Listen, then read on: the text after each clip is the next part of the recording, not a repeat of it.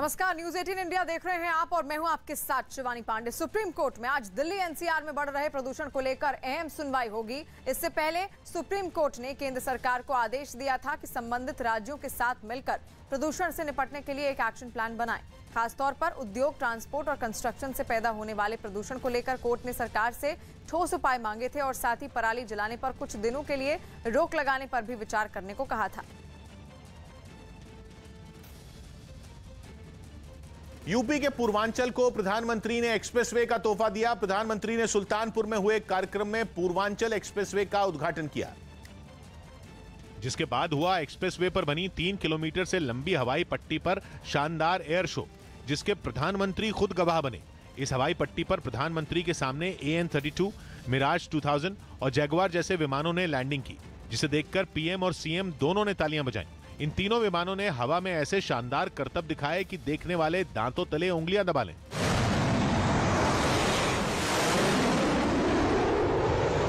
Sukhoi 30 ने भी आसमान में अपना जलवा बिखेरा। कभी वो हवा में कलाबाजियां खाता तो कभी 3 विमान एक साथ तिरंगे के 3 रंगों को उड़ाते। इसके अलावा मालवाहक विमान AN-32 ने भी वहां ये दिखाया कि वो कैसे काम करता है और कैसे सामान और वायुसेना के जवानों को लाता और ले जाता है। पूर्वांचल एक्सप्रेसवे पर बनी ये हवाई पट्टी इमरजेंसी इस्तेमाल के लिए है, जिस पर वायुसेना के विमानों की लैंडिंग करवाई जा सकती है। ये एक्सप्रेसवे लखनऊ से शुरू होकर यूपी और बिहार की सीमा तक जाएगा। यूपी चुनाव से पहले प्रधानमंत्री ने पूर्वांचल के लोगों को यह खास तोहफा दिया और इसके उद्घाटन के लिए हर्क्यूलिस विमान से पहुंचे। विमान से उतरने के बाद पीएम मंच पर गए, जहां उन्होंने रिमोट का बटन दबाकर पूर्वांचल एक्सप्रेसवे का उद्घाटन किया। इस मौके पर प्रधानमंत्री ने राज्य की योगी सरकार की तारीफ तो की ही, अखिलेश यादव पर भी निशाना साधा और आरोप लगाया कि समाजवादी पार्टी की सरकार ने केंद्र के साथ मिलकर काम नहीं किया। तब यूपी में जो सरकार थी उसने मेरा साथ नहीं दिया। मेरे बगल में खड़े रहने में भी उनको पता नहीं वोट बैंक नाराज होने का डर लगता था। माना जा रहा है कि इस एक्सप्रेसवे के उद्घाटन के जरिए बीजेपी ने पूर्वांचल में अपनी पकड़ मजबूत करने की कोशिश की है। करीब 3 साल पहले प्रधानमंत्री ने खुद इसका शिलान्यास किया था और निर्माण पूरा होने के बाद उन्होंने ही इसका उद्घाटन किया। यूपी में पूर्वांचल एक्सप्रेसवे को बनाने में 22,000 करोड़ से ज्यादा लागत आई। इसकी लंबाई 341 किलोमीटर है, जो 6 लेन चौड़ा है और आने वाले समय में इसे 8 लेन तक बढ़ाया जा सकता है। यह एक्सप्रेसवे यूपी के 9 शहरों को जोड़ेगा। इसकी वजह से लखनऊ और बाराबंकी समेत अमेठी, अयोध्या और आजमगढ़ जैसे जिलों में विकास की संभावनाएं बढ़ेंगी। दिल्ली के पटेल नगर से एक हैरान कर देने वाला वीडियो सामने आया। वहां बीच सड़क पर एक लड़की एक कैब ड्राइवर पर जमकर थप्पड़ बरसाती हुई नजर आई। आरोप है कि भीड़ ज्यादा होने की वजह से स्कूटर से जा रही लड़की को जगह नहीं मिल पाई, जिससे उसे सामने खड़ी कैब के ड्राइवर पर गुस्सा आ गया। इसके बाद लड़की की कैब ड्राइवर से बहसबाजी हुई और फिर उसने गुस्से में ड्राइवर पर थप्पड़ बरसाने शुरू कर दिए।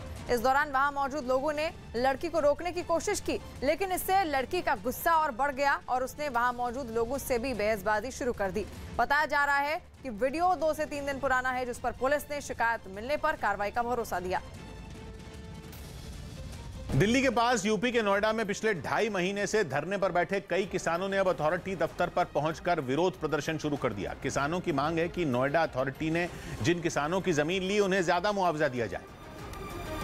लेकिन जब उनकी मांगों पर कोई कार्रवाई नहीं हुई तो उनका गुस्सा भड़क गया और उन्होंने नोएडा अथॉरिटी के दफ्तर के बाहर हंगामा शुरू कर दिया। इससे पहले इन लोगों ने सेक्टर 5 से जुलूस निकाला। बताया गया कि वहां पिछले 2.5 महीने से ये लोग धरने पर बैठे थे। ये प्रदर्शनकारी अथॉरिटी दफ्तर तक न पहुंचे, इसके लिए रास्ते में बैरिकेडिंग की गई, लेकिन नाराज किसानों ने किसी की भी परवाह नहीं की और बैरिकेड गिराते हुए दफ्तर के परिसर में घुस गए। प्रदर्शन में शामिल कुछ लोग दफ्तर की घेराबंदी कर वहीं जम गए और मांगे माने जाने तक अथॉरिटी के कामकाज को ठप करने का ऐलान कर दिया। 2.5 महीना हो गया है और हमारी मांग पर नोएडा प्राधिकरण कोई ध्यान नहीं दे रहा है। अब हमने निर्णय किया है, प्राधिकरण का काम अब आगे नहीं होने देंगे। इसके साथ ही उन्होंने वहां के कर्मचारियों से दफ्तर न आने की अपील की। इस प्रदर्शन में बड़ी तादाद में महिलाएं भी शामिल हुई। प्रधानमंत्री मोदी आज सुबह 10 बजे संसद और राज्यों के विधानमंडलों के पीठासीन अधिकारियों के 82वें सम्मेलन का उद्घाटन करेंगे। प्रधानमंत्री वीडियो कॉन्फ्रेंसिंग के जरिए शिमला में शुरू हो रहे इस 3 दिन के सम्मेलन के उद्घाटन सत्र को संबोधित भी करेंगे। इस मौके पर लोकसभा अध्यक्ष ओम बिरला, हिमाचल प्रदेश के मुख्यमंत्री और राज्यसभा के उपसभापति भी मौजूद रहेंगे। पीठासीन अधिकारियों का पहला सम्मेलन 1921 में शिमला में ही आयोजित किया गया था। पंजाब के चुनावी माहौल के बीच केंद्र सरकार ने गुरु पर्व से 2 दिन पहले सिख श्रद्धालुओं को बड़ा तोहफा दिया और करतारपुर साहिब कॉरिडोर को फिर से खोलने का ऐलान कर दिया। करतारपुर कॉरिडोर सिख धर्म के संस्थापक गुरु नानक देव के अंतिम विश्राम स्थल पाकिस्तान के गुरुद्वारा दरबार साहब को पंजाब के गुरदासपुर वाले डेरा बाबा नानक गुरुद्वारे से जोड़ता है। करतारपुर कॉरिडोर को खोलने की मांग तमाम दलों के साथ ही बीजेपी ने भी की थी। और जैसे ही केंद्र सरकार के फैसले की जानकारी बाहर आई, चंडीगढ़ में बीजेपी दफ्तर के बाहर आतिशबाजी शुरू हो गई। खुशियां बांटने के लिए बीजेपी के नेता एक दूसरे को मिठाई खिलाने लगे और बीजेपी के दफ्तर के बाहर ढोल बज उठे। सरकार के फैसले की जानकारी केंद्रीय गृह मंत्री अमित शाह ने ट्वीट के जरिए दी, जिसके बाद पंजाब से लेकर दिल्ली तक प्रधानमंत्री को बधाई देने का तांता लग गया। बताया गया कि यात्रा के लिए 1 दिन बाद रजिस्ट्रेशन शुरू होगा। 17 तारीख से रजिस्ट्रेशन होगा, जो हमें सूचना है, और 18 तारीख को पहला जत्था जाएगा। हालांकि कांग्रेस के कई नेता केंद्र सरकार के इस फैसले का श्रेय नवजोत सिंह सिद्धू को देने लगे, लेकिन खुद सिद्धू ने इसे राजनीति से अलग बताया। शलाघा करता सरकार दी जिन्होंने खोलिया कुछ चीज़ां पॉलिटिक्स तो बहुत उत्ते होंदियां। यही नहीं, पंजाब के मुख्यमंत्री चरणजीत सिंह चन्नी ने भी इस फैसले पर प्रधानमंत्री का आभार जताया। लेकिन कोरोना संकट में बंद करतारपुर कॉरिडोर दोबारा खोले जाने के बाद पाकिस्तान ने इसके लिए कुछ शर्तें तय कर दी, जिनके मुताबिक वहां लागू कोरोना नियम करतारपुर में भी मान्य होंगे। यात्रा के लिए RT-PCR की नेगेटिव रिपोर्ट और वैक्सीनेशन का सर्टिफिकेट जरूरी होगा। साथ ही सभी श्रद्धालुओं को मास्क और सोशल डिस्टेंसिंग का ख्याल रखना होगा। यही नहीं, गुरुद्वारा परिसर में सैनिटाइज करने के लिए टनल भी लगाई गई है, जिससे गुजरकर लोग अंदर जा सकेंगे। हालांकि गुरुद्वारे में RT-PCR टेस्ट नहीं किया जाएगा, लेकिन किसी श्रद्धालु में लक्षण दिखने पर उनको आइसोलेट कर दिया जाएगा। और दिल्ली में बढ़ते प्रदूषण को कम करने के लिए केजरीवाल सरकार ने लोगों से अब सार्वजनिक गाड़ियों के इस्तेमाल का अनुरोध किया है। दिल्ली सरकार ने लोगों से अपील की है कि वो अपनी निजी गाड़ियों को छोड़कर सार्वजनिक गाड़ियों में सफर करें, जिससे प्रदूषण को कम किया जा सके। इसके लिए दिल्ली सरकार ने एक प्लान भी तैयार किया है, जिसके मुताबिक दिल्ली में सरकार बसों की संख्या बढ़ाएगी और उसमें 1 महीने के लिए लगभग 1000 निजी बसों को किराए पर लिया जाएगा। वहीं दिल्ली सरकार में ट्रांसपोर्ट मंत्री कैलाश गहलोत ने इस पर एक ट्वीट भी किया। उन्होंने अपने ट्वीट में लिखा कि वाहनों से होने वाले प्रदूषण को रोकने के लिए दिल्ली के लोगों से निजी वाहनों से सार्वजनिक परिवहन की ओर जाने का अनुरोध किया जाता है। सार्वजनिक परिवहन को बढ़ाने के लिए दिल्ली सरकार 1 महीने की अवधि के लिए लगभग 1000 निजी बसों को किराए पर लेने की प्रक्रिया में है। महाराष्ट्र के नांदेड़ में करोड़ों के गांजे के साथ गिरफ्तार किए गए आरोपियों से पूछताछ में ड्रग्स के नक्सल कनेक्शन की बात सामने आई। खबर है कि ड्रग्स की सप्लाई आंध्र प्रदेश और तेलंगाना के नक्सल प्रभावित इलाकों से हो रही थी, जिसके लिए इन दोनों राज्यों के जंगलों से ड्रग्स की खेप को ट्रकों के जरिए दूसरी जगहों पर भेजा जाता था। खास बात यह कि ड्रग्स को पहुंचाने के आखिरी पड़ाव तक रास्ते में 2 बार ट्रकों के ड्राइवर बदले जाते थे। यानी एक ड्राइवर जंगल पार कराता था तो दूसरा ड्राइवर उसे मंजिल तक पहुंचाता था। इसके पीछे मकसद यह था कि अगर बीच में ट्रक पकड़ा भी जाए तो ड्रग्स की सप्लाई करने वालों का पता किसी को न चल सके। जाकिर नायक की संस्था पर लगा बैन बढ़ा दिया गया। केंद्र सरकार ने जाकिर नायक की संस्था इस्लामिक रिसर्च फाउंडेशन पर लगा बैन 5 साल के लिए बढ़ा दिया। जाकिर पर विवादास्पद भाषण देने के आरोप हैं, जिनसे प्रेरित होकर 2016 में बांग्लादेश में कुछ लोगों पर धमाके करने का आरोप लगा था। उत्तर प्रदेश के चुनावी माहौल में अब एक और विवाद की एंट्री हो गई। भारतीय जनता युवा मोर्चा के राष्ट्रीय अध्यक्ष तेजस्वी सूर्या ने गोरखपुर के एक कार्यक्रम में बिना नाम लिए समाजवादी पार्टी पर तीखा हमला बोला। आदित्यनाथ जी के सरकार, मोदी जी के नेतृत्व में जो हमारा लक्ष्य है, सबका साथ, सबका विकास, सबका विश्वास, हमको ऐसे ही सरकार चाहिए, मियाओं का सरकार नहीं चाहिए। समाजवादी पार्टी ने तेजस्वी सूर्या के बयान को असली मुद्दों से ध्यान हटाने की कोशिश बताया। भाजपा कोई काम करने वाली पार्टी नहीं है, वो बात करने वाली पार्टी है, इसलिए अब वो जनता को गुमराह नहीं कर पाएंगे। भारत और न्यूजीलैंड के बीच शाम 7 बजे से जयपुर के सवाई मानसिंह स्टेडियम में पहला T20 मैच खेला जाएगा। विराट कोहली के कप्तानी पद से हटने के बाद ये पहली सीरीज होगी जब रोहित शर्मा टीम की कमान संभालेंगे। इस सीरीज के लिए विराट कोहली को बतौर बल्लेबाज भी आराम दिया गया है। अपने उत्तराखंड दौरे पर बीजेपी अध्यक्ष जेपी नड्डा रुद्रपुर पहुंचे, जहां उन्होंने शहीद उधम सिंह की प्रतिमा पर फूल चढ़ाकर उन्हें श्रद्धांजलि दी। इस दौरान उन्होंने वहां कई लोगों के साथ बात भी की। लगभग 521 नमामि गंगे के प्रोजेक्ट मोदी जी ने सैंक्शन किए हैं और धामी जी धरती पर उसको लगा रहे हैं। मध्य प्रदेश के रतलाम में हुई एक शादी सुर्खियों में आ गई, क्योंकि वहां खाने के अलावा कोरोना वैक्सीन का टीका लगवाने के लिए भी एक स्टॉल लगाया गया। इस दौरान शादी समारोह में शामिल मेहमानों में 50 से ज्यादा लोगों ने यह टीका लगवाया। और अभिनेत्री कंगना रनौत ने आजादी के बाद अब महात्मा गांधी पर विवादास्पद बयान दिया है। उन्होंने अपनी पोस्ट में लिखा कि कुछ लोग थे जिन्होंने हमें सिखाया कि कोई तुम्हें एक थप्पड़ मारे तो दूसरा गाल आगे कर दे और इस तरह तुम्हें आजादी मिल जाएगी। आगे कंगना ने लिखा, इस तरह आजादी नहीं मिलती, इस तरह सिर्फ भीख मिलती है। अपने नायक को बुद्धिमानी से चुने। कंगना के बयान पर महात्मा गांधी के पड़पोते तुषार गांधी का भी बयान सामने आया है। उन्होंने कहा कि सुर्खियों में बने रहने के लिए कंगना उलझुल बयान देने का आरोप लगाया। अफ्रीकी देश युगांडा की राजधानी कंपाला में हुए 2 धमाकों में 3 लोगों की जान चली गई, जबकि बड़ी संख्या में लोग घायल हो गए। इनमें एक धमाका तो उस होटल के करीब हुआ जहां भारत के पैरा बैडमिंटन खिलाड़ियों को ठहराया गया था, जबकि दूसरा वहां की संसद के पास हुआ, जिसके बाद वहां खड़ी कई गाड़ियों में आग लग गई। सामने आई तस्वीरों में संसद परिसर के बाहर खड़ी गाड़ियां लपटों से घिरी नजर आईं। धमाके के बाद हर तरफ अफरा तफरी मच गई। लोग इधर उधर भागने लगे। आनन फानन में दमकल की गाड़ियां वहां पहुंची और आग बुझाने का काम शुरू किया। जल्द ही सुरक्षा बल ने पूरे इलाके को अपने कब्जे में ले लिया, जबकि दूसरा धमाका उस होटल के करीब हुआ जहां भारतीय पैरा बैडमिंटन खिलाड़ी ठहरे थे। धमाके के बाद पैरा बैडमिंटन इंडिया ने भी एक वीडियो पोस्ट किया और सभी खिलाड़ियों के पूरी तरह सुरक्षित होने की जानकारी दी गई। हालांकि इस वीडियो में होटल के बाहर धुएं और धूल का गुबार उठता नजर आया। बताया गया कि मोटरसाइकिल सवार 2 आत्मघाती हमलावरों ने इन धमाकों को अंजाम दिया। हमले के बाद पूरे इलाके को सील कर दिया गया और धमाके की जाँच शुरू कर दी गई। और इन धमाकों के बाद वहां से कुछ तस्वीरें भी सामने आई। ये तस्वीरें उस होटल की हैं जहां भारत के पैरा बैडमिंटन खिलाड़ियों को ठहराया गया था। तभी होटल के बाहर एक तेज धमाका हुआ जिससे चारों तरफ धुएं का गुबार छा गया। वहां मौजूद लोग अपनी जान बचाने के लिए इधर उधर भागते दिखाई दिए। धमाका इतना जबरदस्त था कि कई गाड़ियों के परखचे उड़ गए। बहुत बड़ी खबर जयपुर से। जयपुर में शिक्षक सम्मान समारोह में ही टीचरों के तबादले में रिश्वत के लेन देन का भेद खुल गया, और वो भी मुख्यमंत्री के सामने। इस कार्यक्रम में शिक्षकों को सम्मानित किया गया, लेकिन इसी दौरान अशोक गहलोत ने उन लोगों से सवाल पूछा कि क्या ट्रांसफर या पोस्टिंग में पैसा भी मांगे जाते हैं। ये सुनना था कि मंच के सामने से टीचरों ने हाँ में जवाब दिया। मतलब टीचरों के ट्रांसफर या पोस्टिंग में घूसखोरी का गंभीर आरोप लगा, और वो भी तब जब वहां मुख्यमंत्री के साथ उनके करीबी और राज्य के शिक्षा मंत्री गोविंद सिंह डोटासरा भी मौजूद थे। यानी शिक्षा मंत्री के सामने ही पोल खुल गई। हालांकि गहलोत ने इस मामले को दुर्भाग्यपूर्ण बताया और आने वाले दिनों में तबादले के लिए एक नीति तैयार करने का भरोसा दिया। लेकिन जैसे ही ये वीडियो सामने आया, बीजेपी ने शिक्षा मंत्री से इस्तीफा देने की मांग कर दी। डोटासरा पर पहले भी तबादलों को लेकर आरोप लग चुके हैं।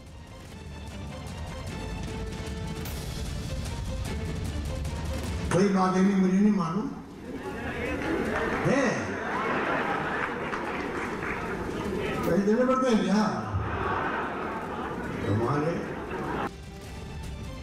हालांकि इस मामले में शिक्षा मंत्री सफाई दे रहे हैं, लेकिन जयपुर में शिक्षक सम्मान समारोह में ही टीचरों के तबादले में रिश्वत के लेन देन का भेद खुल गया, और वो भी मुख्यमंत्री के सामने। इस कार्यक्रम में शिक्षकों को सम्मानित किया गया, लेकिन इसी दौरान अशोक गहलोत ने उन लोगों से सवाल पूछा कि क्या ट्रांसफर या पोस्टिंग में पैसे की मांग की जाती है। ये सुनना था कि मंच के सामने से टीचरों ने हाँ में जवाब दिया। मतलब टीचरों के ट्रांसफर या फिर पोस्टिंग में घूसखोरी का गंभीर आरोप लगा, और वो भी तब जब वहां मुख्यमंत्री के साथ उनके करीबी और राज्य के शिक्षा मंत्री गोविंद सिंह डोटासरा भी मौजूद थे। यानी शिक्षा मंत्री के सामने ही पोल खुल गई। हालांकि गहलोत ने इस मामले को दुर्भाग्यपूर्ण बताया और आने वाले दिनों में तबादले के लिए एक नीति तैयार करने का भरोसा दिया। लेकिन जैसे ही ये वीडियो सामने आया, बीजेपी ने शिक्षा मंत्री से इस्तीफा देने की मांग कर दी। गोविंद सिंह डोटासरा पर पहले भी तबादलों को लेकर आरोप लग चुके हैं। और जयपुर में भी शिक्षक सम्मान समारोह में एक बार फिर गंभीर इल्जाम लगा, वो भी मुख्यमंत्री अशोक गहलोत के सामने। इसका पता तब चला जब अच्छा काम करने वाले टीचरों को सम्मानित करने के बाद सीएम ने उनसे इस मुद्दे पर सवाल किए, जिसके बाद अशोक गहलोत के सामने ही टीचरों के तबादले में पैसों के खेल की कलई खुल गई। मुख्यमंत्री के पूछने पर वहां मौजूद कई टीचरों ने अपनी परेशानी खुलकर बता दी। कोई बात नहीं, मुझे नहीं मालूम है, कहीं देने पड़ते हैं क्या इस खबर के सामने आते ही बीजेपी राज्य के शिक्षा मंत्री पर हमलावर हो गई। सारे शिक्षकों ने स्वीकार किया कि पैसे देकर हम स्थानांतरण कराते हैं, तो क्या मुख्यमंत्री जी शिक्षा मंत्री को नैतिकता के आधार पर ये कहेंगे कि आपको पद छोड़ देना चाहिए? हंगामा बढ़ता देख शिक्षा मंत्री गोविंद सिंह डोटासरा को सामने आकर इस पूरे मामले पर सफाई देनी पड़ी। हम लोग जल्दी से जल्दी टीचर्स की एजुकेशन ट्रांसफर की पॉलिसी लाएंगे, जिससे उनके साथ किसी भी तरीके से कोई भी व्यक्ति चीटिंग नहीं कर सके। शिक्षा मंत्री डोटासरा रिश्तेदारों को लाभ पहुंचाने के साथ पोस्टिंग और तबादलों को लेकर पहले भी आरोपों में गिर चुके हैं। तेलंगाना के नलगोंडा में धान खरीद केंद्र का जायजा लेने पहुंचे प्रदेश बीजेपी अध्यक्ष बंडी संजय कुमार को विरोध का सामना करना पड़ा। बंडी संजय कुमार के कार्यक्रम की जानकारी टीआरएस कार्यकर्ताओं को मिली तो काले झंडे लेकर वो बीजेपी नेता का विरोध करने पहुंच गए और दोनों दलों के कार्यकर्ता आमने सामने हो गए। टीआरएस के कार्यकर्ताओं ने बीजेपी नेता बंडी संजय कुमार के विरोध में नारेबाजी शुरू कर दी। धीरे धीरे माहौल गरमाने लगा तो टीआरएस कार्यकर्ताओं को रोकने के लिए पुलिस को आगे आना पड़ा। इस बीच माहौल बिगड़ता चला गया और कुछ ही देर में दोनों तरफ से पथराव शुरू हो गया। इस पथराव में दोनों तरफ के कुछ लोग घायल हो गए और कई गाड़ियों को भी नुकसान पहुंचा। माहौल जब बेकाबू होने लगा और हिंसा शुरू हो गई तो पुलिस सख्ती पर उतर आई और उत्पात पर उतारू कई कार्यकर्ताओं को खदेड़ने के लिए उसे बल प्रयोग करना पड़ा। धान बिक्री केंद्र पहुंचे बीजेपी के नेता बंडी संजय कुमार ने आरोप लगाया कि राज्य सरकार सभी किसानों से धान खरीदने के वादे से मुकर गई और किसानों को गुमराह करने के लिए इसका ठीकरा केंद्र सरकार पर फोड़ दिया, जो गलत है। चूंकि तेलंगाना में एमएलसी चुनाव की वजह से आचार संहिता लागू है, इसलिए बिना इजाजत धान बिक्री केंद्र पर पहुंचने पर पुलिस ने बंडी संजय कुमार के खिलाफ केस दर्ज कर लिया, जबकि हंगामा करने के आरोप में टीआरएस कार्यकर्ताओं के खिलाफ भी मुकदमा दर्ज किया गया। जयपुर में शिक्षक सम्मान समारोह में टीचरों के तबादले में रिश्वत के लेन देन का मामला सामने आने के बाद बीजेपी हमलावर हो गई है और मुख्यमंत्री अशोक गहलोत सरकार को घेर लिया। राज्यवर्धन सिंह राठौर ने मुख्यमंत्री गहलोत से भी इस्तीफा मांग लिया और पूरे मामले की जांच की मांग की। राजस्थान का बंटाधार जो हो रहा है वो खुलेआम हो रहा है।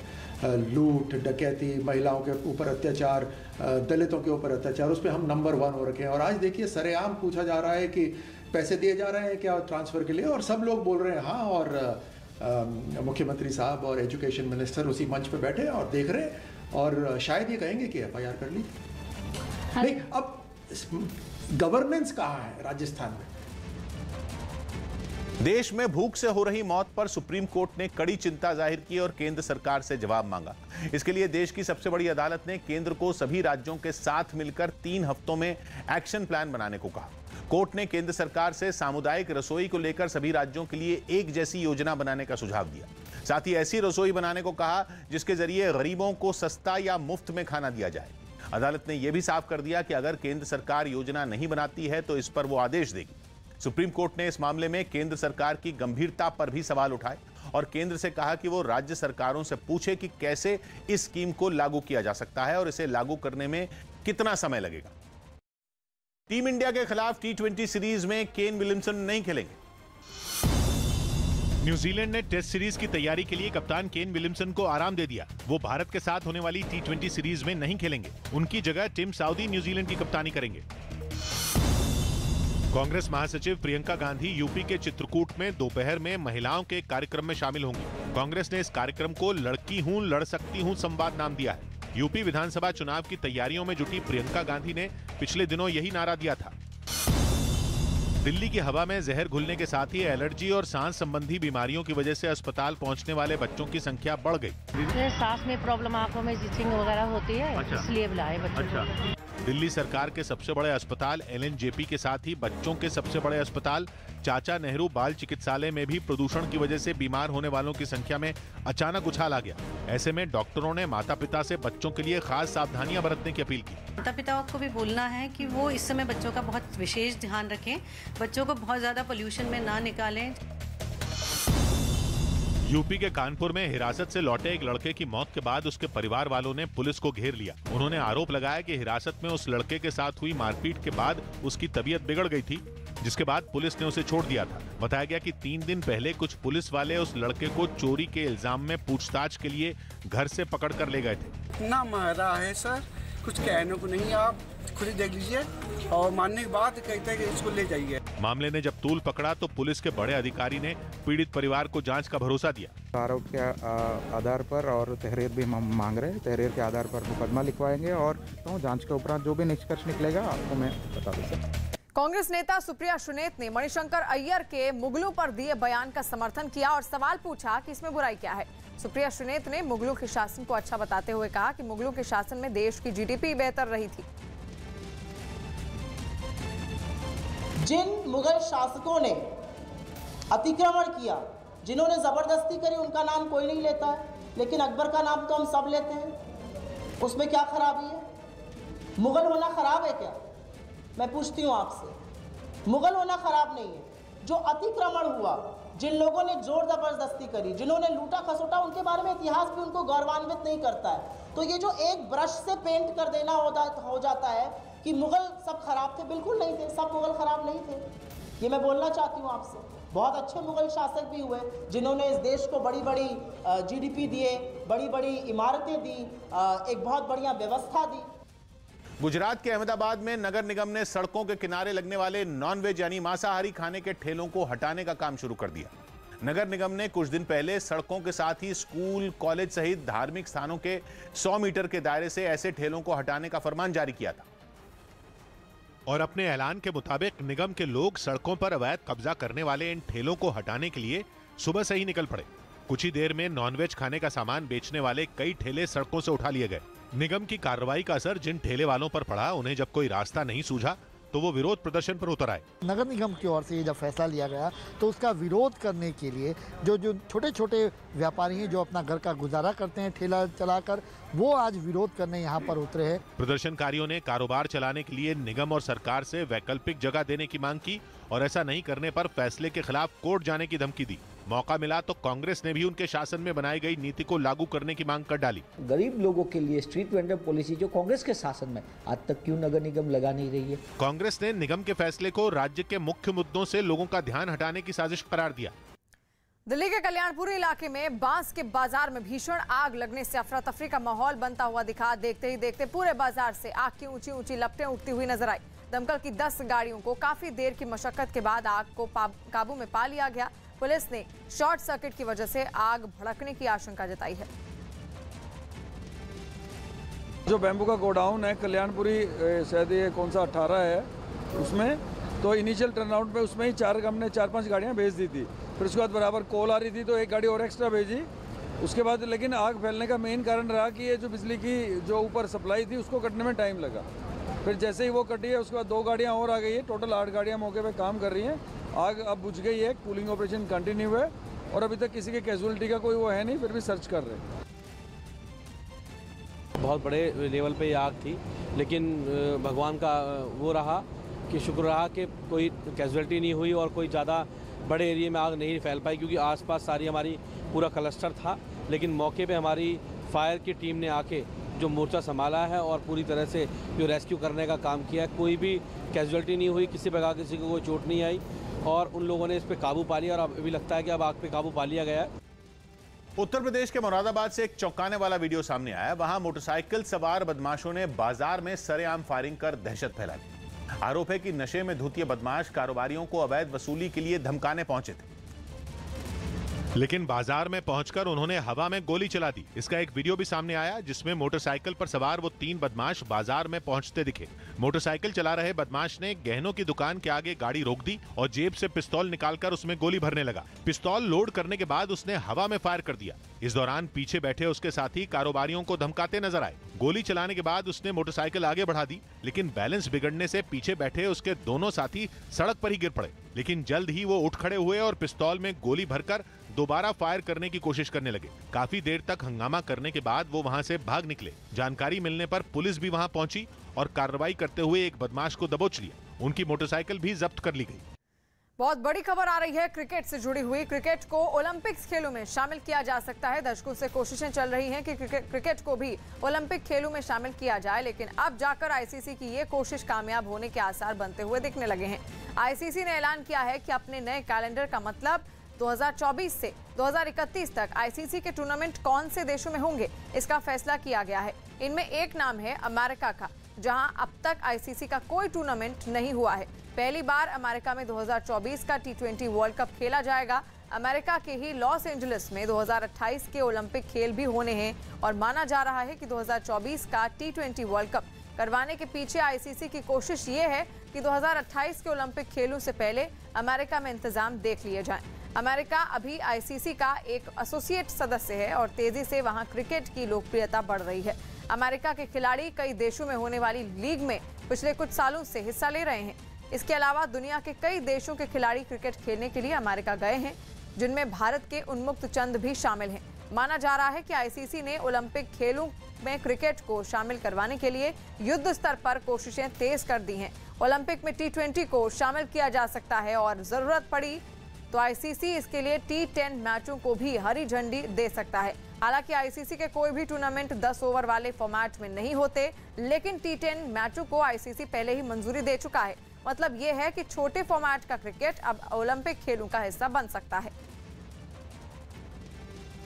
और ये जानकारी इसलिए अहम है क्योंकि साल 1900 में जब पेरिस में ओलंपिक खेल हुए थे, तब उन खेलों में क्रिकेट शामिल था। उस वक्त केवल 2 टूर्नामेंट खेले गए और ब्रिटेन ने एक क्लब की टीम को हराकर ये टूर्नामेंट जीत लिया था। लेकिन उसके बाद से क्रिकेट को ओलंपिक खेलों में कभी भी जगह नहीं मिल पाई और अब माना जा रहा है कि 2028 के जो ओलंपिक खेल अमेरिका के लॉस एंजलिस में होंगे, उनमें क्रिकेट को जगह मिल सकती है। और 2028 के ओलंपिक खेलों को ध्यान में रखकर ही अमेरिका को 2024 के T20 वर्ल्ड कप की मेजबानी सौंपी गई है। 2024 में होने वाला क्रिकेट के T20 वर्ल्ड कप के लिए वेस्ट इंडीज और अमेरिका मिलकर मेजबानी करेंगे और आईसीसी की मंशा इस टूर्नामेंट के जरिए ये देखने की है कि अमेरिका में क्रिकेट के इंतजाम कोई बड़ा टूर्नामेंट करवाने के लिए लायक है या फिर नहीं। हालांकि चर्चा यह भी है कि अगर ओलंपिक खेलों में T20 को शामिल नहीं किया जा सका तो क्रिकेट का सबसे नया फॉर्मेट जगह पा सकता है। मतलब 10-10 ओवरों वाली मैच जिन्हें आईसीसी पहले ही मंजूरी दे चुका है, उन्हें ओलंपिक खेलों में शामिल किया जा सकता है। ऑस्ट्रेलिया में महात्मा गांधी की प्रतिमा तोड़ने पर वहां के प्रधानमंत्री ने चिंता जताई। वहां के मेलबर्न में यह घटना हुई जहां भारत की ओर से ऑस्ट्रेलिया को तोहफे में दी गई महात्मा गांधी की प्रतिमा को कुछ लोगों ने तोड़ दिया, जिस पर ऑस्ट्रेलिया के पीएम स्कॉट मॉरिसन ने चिंता जताई और कहा कि इस तरह की घटना शर्मनाक है और इसे बर्दाश्त नहीं किया जाएगा। खबर है कि भारत की ओर से ऑस्ट्रेलिया के सामने यह मुद्दा उठाया गया है। विदर्भ की team Syed Mushtaq Ali T20 trophy के सेमीफाइनल में पहुंच गई। सैयद मुश्ताक अली T20 ट्रॉफी में विदर्भ ने महाराष्ट्र को 7 विकेट से हरा दिया। इसी के साथ उसने सेमीफाइनल में जगह बना ली।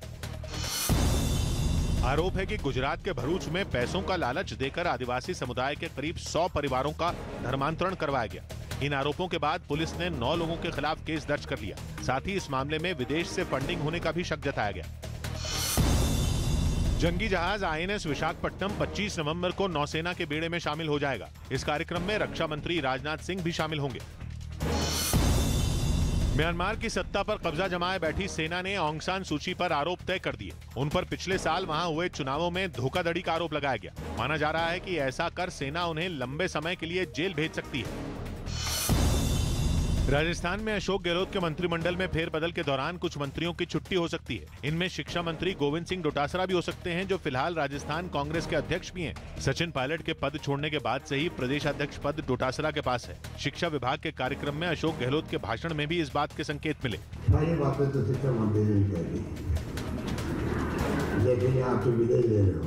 खुद गोविंद सिंह डोटासरा की बातों से भी लगा कि उनकी दिलचस्पी मंत्रालय से ज्यादा संगठन संभालने में है। संगठन का काम बहुत बड़ा है, इसमें कोई दो राय नहीं है और निश्चित रूप से संगठन से ही सत्ता आती है। केंद्रीय वित्त राज्य मंत्री डॉ